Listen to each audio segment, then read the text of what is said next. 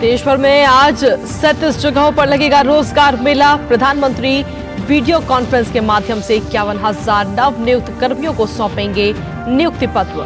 उन्हें संबोधित भी करेंगे पीएम। आज से 3 दिन के मध्य प्रदेश दौरे पर गृह मंत्री अमित शाह छिंदवाड़ा में भरेंगे चुनावी हुंकार। दमोह में होगी प्रियंका गांधी की रैली। मिजोरम के तुई चावंग में प्रचार करेंगे बीजेपी अध्यक्ष जेपी नड्डा।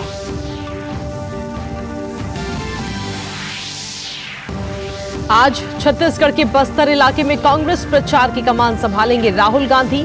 तो वहीं आम आदमी पार्टी ने राजस्थान में जारी की 21 प्रत्याशियों की दूसरी सूची।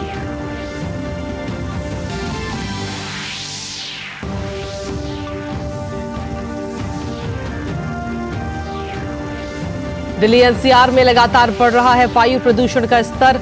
आज भी खराब श्रेणी में दर्ज की गई हवा। मुंबई में भी जहरीली हवा ने बढ़ाई चिंता। गजा में ताजा जारी हवाई हमलों के बीच यूएन महासभा में पारित हुआ मानवीय आधार पर संघर्ष विराम का प्रस्ताव। भारत ने दोनों पक्षों से तनाव कम करने का किया आग्रह।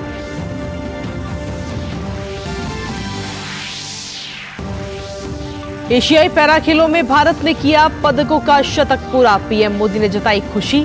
कहा एथलीटों की प्रतिभा, कड़ी मेहनत और दृढ़ संकल्प का परिणाम है ये सफलता। और हेट और वार्नर ने ऑस्ट्रेलिया को न्यूजीलैंड के खिलाफ दिलाई धुआंधार शुरुआत। क्रिकेट वर्ल्ड कप में आज का दूसरा मैच नीदरलैंड बांग्लादेश के बीच।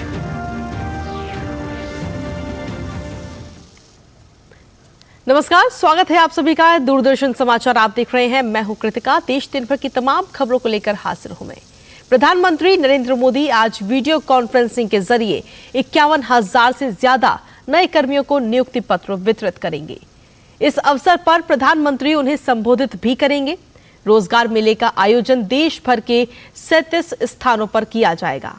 भर्तियां केंद्र सरकार के विभागों के साथ साथ राज्य सरकारों और केंद्र शासित प्रदेशों में भी हो रही हैं। नई भर्तियां रेल मंत्रालय, गृह मंत्रालय, डाक विभाग, राजस्व और उच्च शिक्षा सहित विभिन्न मंत्रालयों और विभागों में होंगी।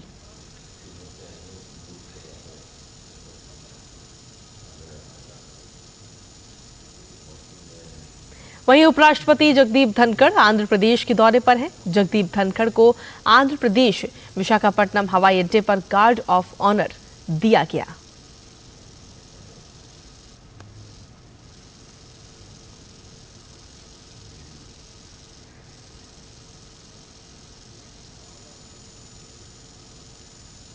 और चलिए अब बुलेटिन में आगे बढ़ते हैं और बात करते हैं मेरी माटी मेरा देश अभियान की।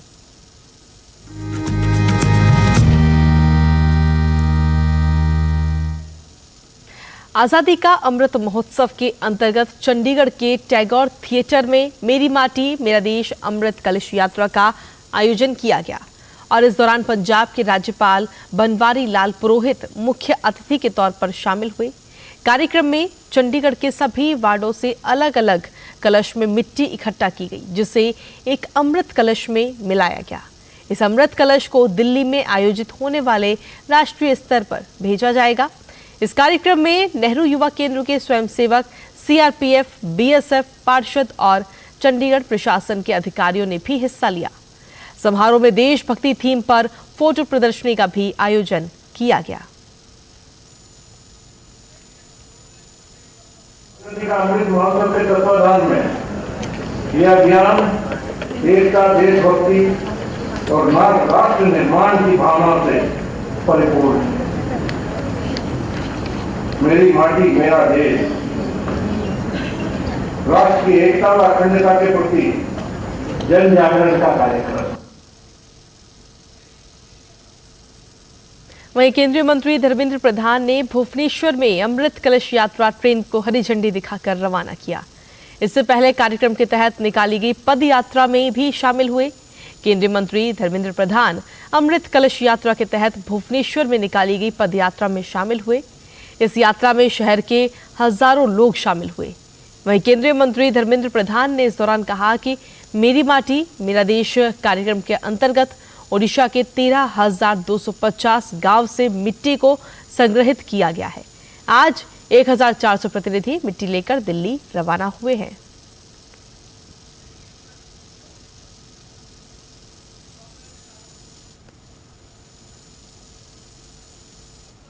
भाग्य का अवसर है, प्रधानमंत्री मोदी जी की आह्वान से देश में सभी गांव से, सभी शहरों से, सभी पंचायतों से वीरों की भूमि से मिट्टी संग्रह का अभियान समाप्ति की ओर जा रहा है।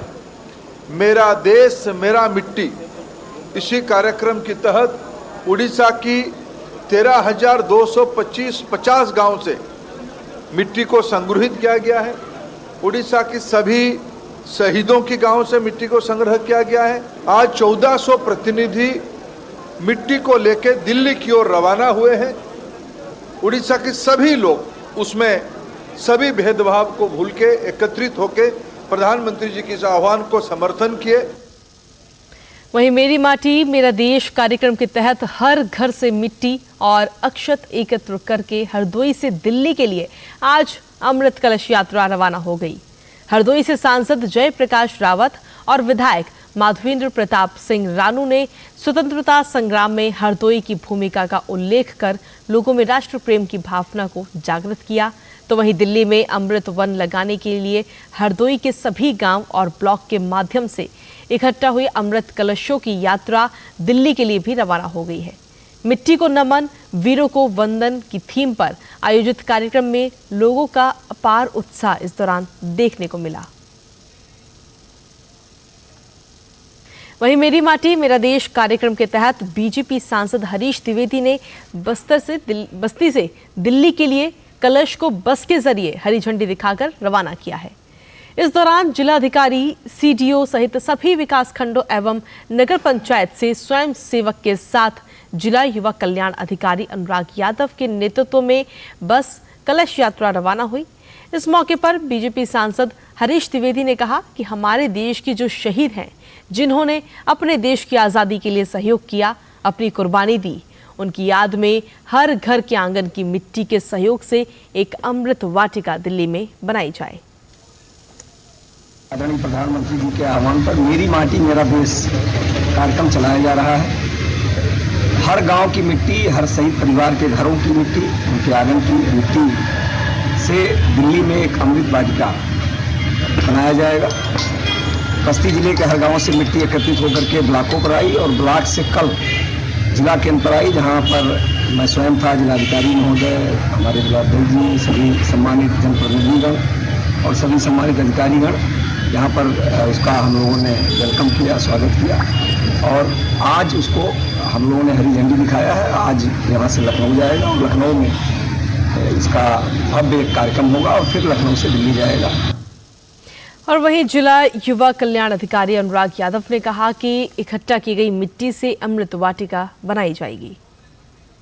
30 और 31 तारीख को दिल्ली में एक भव्य कार्यक्रम आयोजित होगा, जिसमें माननीय देश के प्रधानमंत्री माननीय नरेंद्र मोदी जी जो है उसको एड्रेस करेंगे और उसके बाद ये सभी देश के हर एक घर से जो मिट्टी गई है उस मिट्टी को वहाँ पे एकत्रित करके एक अमृत वाटिका बनाई जाएगी, जिसमें जो है ये उसका उद्देश्य है कि आज़ादी के 75वें वर्ष पे हमारे देश के हर स्वतंत्रता सेनानी, हर गांव, हर जो भी छोटे नगर पंचायत है, घर की मिट्टी से पूरे देश में एक अमृत वाटिका बनाएं, ताकि वहां कोई जाए तो उसको ये एहसास हो कि इस अमृत वाटिका में हमारे घर और हमारे गांव, हमारे विकासखंड, हमारे नगर पंचायत की भी मिट्टी है, जिससे हम आज़ादी के 75वें वर्ष पे अपने स्वतंत्रता सेनानियों को याद करते हुए उनको सलाम कर सकें।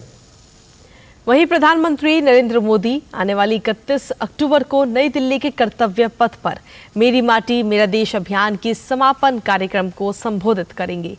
ये कार्यक्रम मेरी माटी मेरा देश अभियान की अमृत कलश यात्रा के समापन का प्रतीक होगा, जिसमें 766 जिलों के 7000 ब्लॉकों से अमृत कलश यात्री शामिल होंगे। इस कार्यक्रम में स्वायत्त निकाय मेरा युवा भारत का भी शुभारंभ किया जाएगा, जो युवाओं के नेतृत्व वाले विकास पर सरकार का ध्यान केंद्रित करने और युवाओं को विकास का सक्रिय वाहक बनाने में मदद करेगा। 36 राज्यों और केंद्र शासित प्रदेशों से 20,000 से ज्यादा अमृत कलश यात्री 29 अक्टूबर को दिल्ली पहुंचेंगे।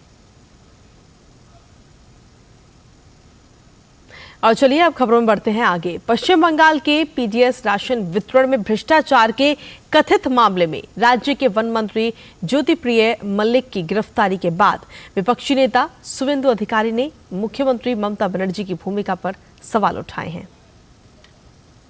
ये बिग स्कैम है, इसका साथ बंगाल की 6.5 करोड़ आम जनता की संपर्क है, सीधा सीधा रिलेशन है और 3-3.5 करोड़ किसानों की संपर्क है। पीडीएस सिस्टम और पेडी प्रोक्योरमेंट जो भारत सरकार की कर्मसूची है, भारत सरकार की रुपया से आता है, उसको यहाँ बहुत धांधली हुआ है। मोदी जी का जो स्कीम है एमएसपी और उसके लिए सेंट्रल गवर्नमेंट एडवांस रुपया देता है, उसका 50% अकाउंट फेक है। ये सब राइस मिल उन्होंने फेक अकाउंट खुल के वहाँ सब पेडी प्रोक्योरमेंट का रुपया उठा रहा है और पर क्विंटल रुपया करके टीएमसी का मिनिस्टर के पास आ रहा है। वो पार्टी को कुछ, अपने कुछ, ममता जी को कुछ भेज रहा है। और चलिए अब बात करते हैं देश के 5 राज्यों में होने वाले विधानसभा चुनावों की।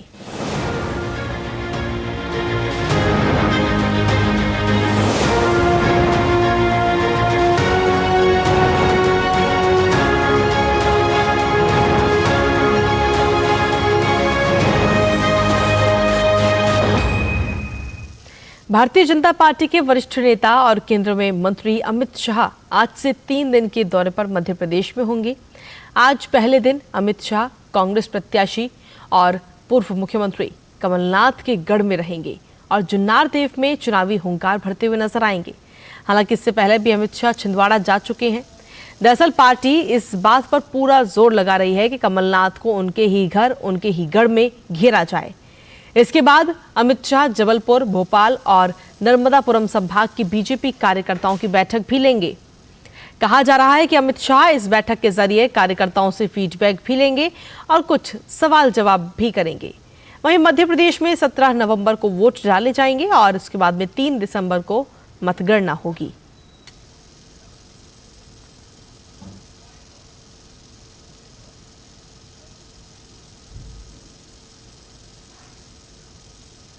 वहीं मध्य प्रदेश के महासंग्राम में आज कांग्रेस महासचिव प्रियंका गांधी भी चुनाव प्रचार करेंगी।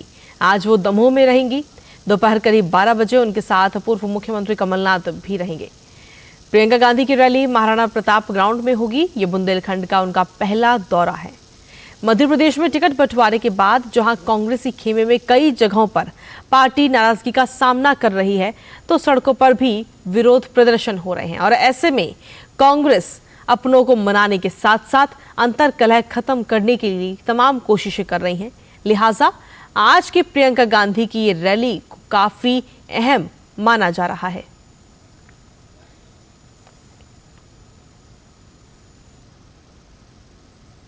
और वहीं मिजोरम में बीजेपी ने इस बार होने वाले विधानसभा चुनावों के लिए पूरी ताकत झोंक दी है। पार्टी के बड़े नेता यहां जमकर चुनाव प्रचार कर रहे हैं। खुद पार्टी अध्यक्ष जेपी नड्डा यहां मौजूद हैं।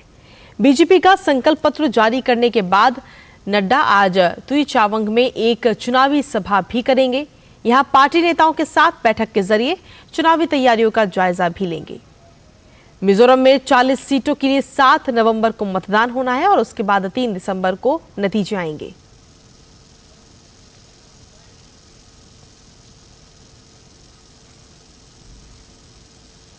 और वहीं कांग्रेस नेता राहुल गांधी छत्तीसगढ़ में आज से 2 दिन तक छत्तीसगढ़ के दौरे पर रहेंगे, जहां वो एक के बाद एक कई चुनावी रैलियां करेंगे। आज राहुल गांधी बस्तर संभाग में होंगे, जहां कांकेर जिले के भानु प्रतापपुर और कोंढा गांव के फर्स गांव में कांग्रेस प्रत्याशियों के लिए वोट अपील करेंगे। इसके बाद कल राजनांदगांव और कवर्धा निर्वाचन क्षेत्रों में प्रचार करेंगे। बता दें कि छत्तीसगढ़ में 7 नवंबर को पहले चरण में 20 सीटों पर मतदान होगा और बाकी 70 निर्वाचन क्षेत्रों में 17 नवंबर को दूसरे चरण में मतदान होगा। वहीं वोटों की गिनती 3 दिसंबर को होगी।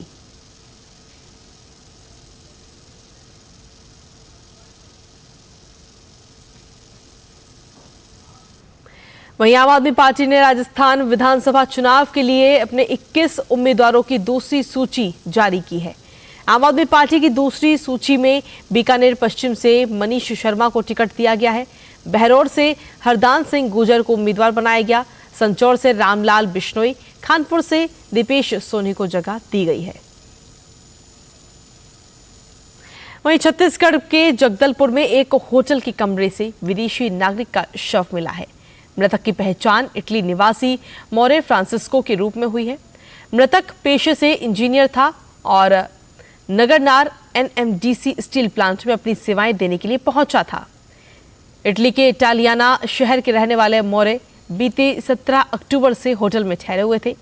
शुक्रवार रात को जब होटल के कर्मचारी ने कमरे में दस्तक दी तो किसी तरह की कोई भी आवाज नहीं आई। होटल मैनेजमेंट ने इसकी जानकारी नजदीकी थाने में दी। पुलिस जब मौके पर पहुंची तब मौत की पुष्टि हुई। पुलिस ने विदेशी नागरिक के मौत की जांच शुरू कर दी है। फिलहाल मौत के कारणों का पता नहीं चला है और पोस्टमार्टम रिपोर्ट का इंतजार किया जा रहा है। एक इटली के व्यक्ति हैं, मोरे फ्रांसिस्को उनका नाम है। करीब 71 वर्ष जो डॉक्यूमेंट के अनुसार उनकी उम्र हो रही है। वो यहाँ एनएमडीसी प्लांट में काम कर रहे थे और स्टे कर रहे थे विनाश इंटरनेशनल होटल में। कल रात से इन्होंने जब दरवाज़ा नहीं खोला तो आज रात में उनके फ्रेंड्स के प्रेजेंस में होटल के स्टाफ ने दरवाज़ा खोला और जब दरवाज़ा खोल के अंदर गए तो मृत हालत में पाए गए हैं। अभी जो प्रथम दृष्टया ये नज़र आ रहा है कि मृत्यु शायद इंटरनल जो बॉडी कॉम्प्लिकेशंस या हार्ट अटैक के कारण हुई होगी। फाइनल जो फाइंडिंग्स होंगे वो पोस्टमार्टम रिपोर्ट आने के बाद बताया जा सकेगा कि मृत्यु का एक्चुअल रीजन क्या था। वायु गुणवत्ता और मौसम पूर्वानुमान तथा अनुसंधान प्रणाली यानी सफर की रिपोर्ट्स में कहा गया है कि राजधानी दिल्ली और इसके आसपास के इलाकों में वायु गुणवत्ता का जो स्तर है वो खराब स्थिति में पहुंच गया है। इन इलाकों में औसत आयु गुणवत्ता सूचकांक 250 से ज्यादा है, जो कि सेहत के लिए हानिकारक है। वायु गुणवत्ता सूचकांक में गिरावट के कारण लोगों को सांस लेने संबंधी समस्याएं भी अब सामने आ सकती हैं। आज सुबह राजधानी दिल्ली के इंडिया गेट के पास वायु गुणवत्ता सूचकांक 286 दर्ज की गई, जो कि वाकई बेहद खराब श्रेणी में आता है। वायु गुणवत्ता स्तर गिरने से उम्रदराज लोगों को सांस संबंधी तकलीफों का भी सामना करना पड़ रहा है। वहीं फिल्मी दुनिया के चकाचौंध के कारण अक्सर सुर्खियों में रहने वाला मुंबई अब अपने प्रदूषण के कारण भी सुर्खियां बटोर रहा है। प्रदूषण के मामले में मुंबई ने दिल्ली को भी पीछे छोड़ दिया है। आज सुबह मुंबई के छत्रपति शिवाजी महाराज टर्मिनल के पास वायु गुणवत्ता सूचकांक 301 दर्ज किया गया, जो सांस लेने के लिए बेहद खतरनाक माना जाता है। और चलिए अब बात अंतर्राष्ट्रीय खबरों की करते हैं। इजराइल लगातार गजा पर हवाई हमला कर रहा है। कल रात भी कई हमले किए गए। इजरायली सेना ने एक वीडियो शेयर किया जिसमें वो फ्लोटिला 13 दक्षिणी गजा पट्टी में हमास के ठिकानों को अपना निशाना बना रहा है। इस पर इजरायल सेना ने कहा कि उसने हमास के सैन्य बुनियादी जो ढांचा है उस पर भी सीधा हमला किया है। वहीं गजा में मानवीय आधार पर संघर्ष विराम का प्रस्ताव यूएन महासभा में पारित हो गया है। प्रस्ताव के पक्ष में 120 वोट पड़े, जबकि विरोध में सिर्फ 14 वोट पड़े। जबकि भारत, ब्रिटेन, कनाडा, जर्मनी समेत 45 देशों ने मतदान से खुद को अलग ही रखा। प्रस्ताव में इजराइल और हमास के बीच मानवीय आधार पर तत्काल संघर्ष विराम का आह्वान किया गया। साथ ही ये बिना किसी रुकावट के गजा तक मानवीय सहायता पहुंचाने का आह्वान भी करता है, जिसमें पानी, बिजली और वस्तुओं के वितरण को फिर से शुरू करना भी शामिल है। कनाडा ने इजराइल पर हमास के हमले की निंदा के लिए प्रस्ताव में एक संशोधन भी पेश किया, जो कि खारिज हो गया। अमेरिका, इजराइल, ऑस्ट्रिया, क्रोएशिया, चेक गणराज्य, फिजी, ग्वाटेमाला, हंगरी, मार्शल द्वीप, Micronesia, Nauru, Papua New Guinea, Paraguay और टोंगा ने जॉर्डन द्वारा पेश प्रस्ताव के खिलाफ मतदान किया है। यूएन महासभा से पारित प्रस्ताव नहीं होते और लेकिन उनका राजनीतिक महत्व काफी रहता है। वहीं संयुक्त राष्ट्र में भारत की उप स्थायी प्रतिनिधि योजना पटेल ने कहा कि इजराइल और हमास की जंग में नागरिकों की जान के प्रति चिंता जरूरी है और भारत ने दोनों पक्षों से तनाव कम करने और हिंसा को दूर करने का आग्रह किया है। The terror attacks in Israel on 7th October were shocking and deserve condemnation. Our thoughts are also with those taken hostages. We call for their immediate and unconditional release. Terrorism is a malignancy and knows no borders, nationality, or race.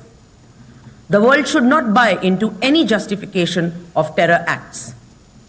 Let us keep aside differences, unite, and adopt a zero-tolerance approach to terrorism. India is deeply concerned at the deteriorating security situation and astounding loss of civilian lives in the ongoing conflict. और वहीं Israel ने एक बयान में कहा कि वो Hamas के आतंकियों से निपटने के लिए गजा पट्टी में जमीनी कार्रवाई की शुरुआत करने जा रहा है। हालांकि गजा में आम नागरिकों की परेशानी को देखते हुए अमेरिका और अरब देशों ने इजराइल से ऑपरेशन में देरी करने का भी आग्रह किया है। अमेरिका समेत अन्य देशों ने आशंका जाहिर की है कि इजराइल के इस कदम के बाद हमास उग्र हो सकता है और बंधक बनाए गए इजरायली नागरिकों की हत्या भी कर सकता है। इसी बीच संयुक्त राष्ट्र संघ ने अरब देशों द्वारा तैयार किए गए उस प्रस्ताव का पूर्ण समर्थन किया है जिसमें युद्ध में मानवीय संघर्ष विराम लगाकर प्रभावित लोगों की मदद करने की बात कही गई है। ब्राजील के प्रधानमंत्री लूला दा सिल्वा ने इजराइल के प्रधानमंत्री बेंजामिन नेतन्याहू पर आरोप लगाते हुए कहा कि नेतन्याहू गजा पट्टी से लोगों को मिटाकर उस पर कब्जा करना चाहते हैं। लूला ने हमास को अमानवीय कार्यों के लिए दोषी ठहराते हुए उसके द्वारा किए गए हमले को आतंकवादी घटना करार दिया। एक बयान में लूला ने कहा कि मध्य पूर्व में स्थिति बहुत गंभीर है। उन्होंने यूएन से संयुक्त राष्ट्र सुरक्षा परिषद से वीटो शक्ति समाप्त करने की भी मांग की ताकि बिना किसी बाधा के गजा में प्रभावित लोगों तक तत्काल मानवीय मदद पहुंचाई जा सके। और चलिए अब बात करते हैं खेलों की, जहां आज विश्व कप के 27वें मैच में ऑस्ट्रेलिया का सामना न्यूजीलैंड से हो रहा है। ये मैच इस वक्त धर्मशाला में खेला जा रहा है और इस मुकाबले में न्यूजीलैंड ने टॉस जीतने के बाद में गेंदबाजी को चुना है। ताजा जानकारी मिलने तक टॉस हारकर बल्लेबाजी करते हुए ऑस्ट्रेलिया ने 2 विकेट खोकर 217 रन बना लिए हैं। ओपनिंग करने उतरे डेविड वार्नर और ट्रेविस हेड की शानदार बल्लेबाजी भी इस वक्त देखने को मिल रही है और दोनों ने टीम को शानदार शुरुआत दिलाते हुए अपने अपने अर्धशतक भी पूरे कर लिए हैं।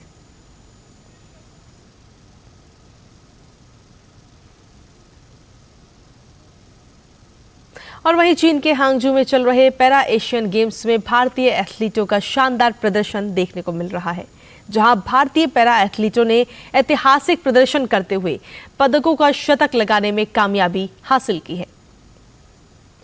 भारत के लिए दिलीप महदू गवित ने देश के लिए 100वां मेडल जीता। हालांकि भारत के मेडल की संख्या अब फिलहाल 100 के आंकड़े को भी पार कर चुकी है। ये पहली बार है जब भारत ने पैरा एशियन गेम्स में पदकों का शतक लगाने में सफलता हासिल की। भारतीय पैरा एथलीटों का ये प्रदर्शन सरकार द्वारा खेलों की बेहतरी के लिए उठाए जा रहे ठोस कदमों की रूपरेखा को सामने रख रहा है। पैरा रोअर अनीता और नारायण ने एशियाई पैरा खेलों में PR3 मिश्रित युगल स्कल्स में रजत पदक हासिल किया।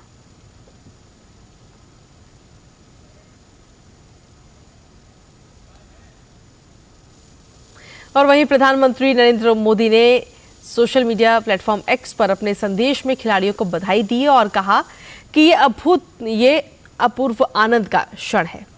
ये सफलता हमारे एथलीटों की प्रतिभा, कड़ी मेहनत और दृढ़ संकल्प का परिणाम है। ये उपलब्धि हमें गर्व से भर देती है।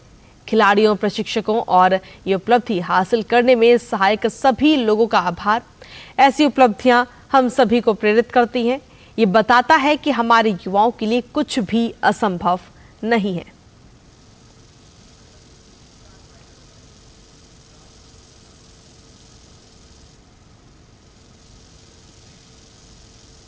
वहीं PM वन बंधु कल्याण योजना आज के दिन यानी कि 28 अक्टूबर को 2014 में जनजातीय मामलों के मंत्रालय ने शुरू की थी ताकि जनजातीय लोगों के कल्याण और उनके मानव विकास सूचकांक को ऊपर उठाया जा सके।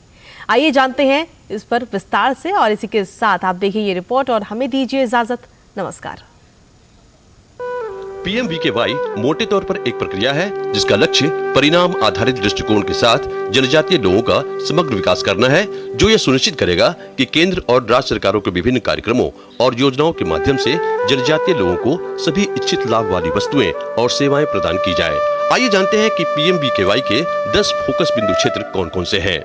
इनमें गुणात्मक और टिकाऊ रोजगार, गुणवत्तापूर्ण शिक्षा और उच्च शिक्षा पर जोर, जनजातीय क्षेत्रों को त्वरित आर्थिक विकास, सभी के लिए स्वास्थ्य, सभी के लिए आवास, सभी के लिए दरवाजे पर सुरक्षित पेयजल, भूभाग के अनुकूल सिंचाई सुविधाएं, निकटवर्ती कस्बे और शहरों से सभी मौसम में चलने वाली सड़कें, बिजली की सार्वभौमिक उपलब्धता, शहरी विकास को स्थिरता के साथ चलाने के लिए मजबूत तंत्र, जनजातीय सांस्कृतिक विरासत का संवर्धन एवं संरक्षण, जनजातीय क्षेत्रों में खेलों को बढ़ावा देना। इस योजना का उद्देश्य आदिवासी परिवारों के लिए गुणात्मक और स्थायी रोजगार प्रदान करने के साथ साथ गुणवत्ता पर ध्यान देने के साथ साथ बुनियादी ढांचे के अंतराल को कम करना है। इसके साथ ही आदिवासी संस्कृति और विरासत का संरक्षण करना भी है। आइए अब जानते हैं इस योजना के प्रमुख घटकों को। इसमें प्रधानमंत्री आदि आदर्श ग्राम योजना, विशेष रूप से संवेदनशील जनजातीय दलों का विकास, जनजातीय अनुसंधान संस्थानों को सहयोग, मैट्रिक पूर्व छात्रवृत्ति, मैट्रिक पश्चात छात्रवृत्ति योजना। इसके अतिरिक्त अनुसूचित जातियों के लिए विकास कार्य योजना यानी DAPST जनजातीय विकास कार्यों के लिए प्रचलित समर्पित निधि है।